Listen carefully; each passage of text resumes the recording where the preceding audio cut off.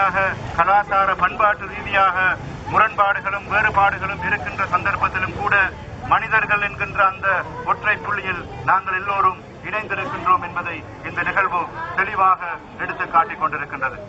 அன்புமிக்க சகோதரர்களே, உங்களுடைய இந்த நிகழ்வை காணுகின்ற பொழுது என்னுடைய உள்ளத்திலே ஒரு மகத்தான நன்றி உணர்வு மாத்திரமல்ல, உங்களிடத்திலிருந்து ஒரு முன்மாதிரியை நாங்கள் பெற்றுக் கொண்டிருக்கின்றோம் என்ற தகவலை உங்களுக்கு முன்வைக்க வேண்டும் என்ற அந்த செய்தியை நான் இந்த இடத்திலே முன்வைக்க விரும்புகின்றேன்.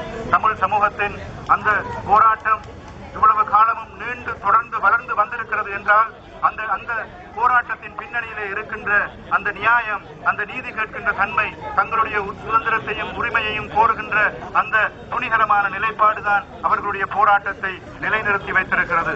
இன்று முஸ்லிம் சமூகமும் அத்தகைய ஒரு நிலைப்பாட்டை நோக்கி தன்னை திருப்பிக் கொண்டிருக்கின்றது என்ற செய்தியை இந்த இடத்திலே நான் குறிப்பிட்டாக வேண்டும். கடந்த 3 நாட்களாக, கடந்த திங்கட்கிழமை, செவ்வாய்க்கிழமை, புதன்கிழமை ஆகிய 3 நாட்களாகவும் தர்கா நகர், அழுத்கம, வேறுவல பிரதேசங்களில் நான் முற்றுமுழுதாக அங்கே தங்கியிருந்தேன். அவர்களுடைய அவலங்களோடு நானும் ஒன்றித்து போயிருந்தேன். அப்பொழுது அங்கே வந்த ஒரு பெண்மணி என்னுடைய கழுத்தை அப்படியே பிடித்து கேட்டார், எங்கே பிரபாகரன், எங்கே பிரபாகரன் என்று அவர் அந்த பள்ளி வாயிலே வைத்து கேட்டார். நான் கேட்டேன், ஏன் நீங்கள் கேட்கின்றீர்கள் என்று.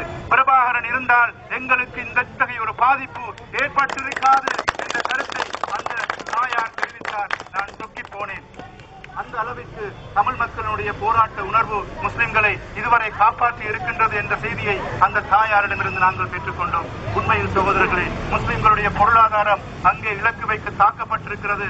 ஒரு சகோதரருடைய 7 வாகனங்கள் ஒரே நேரத்திலே கொளுத்தப்பட்டிருக்கின்றன.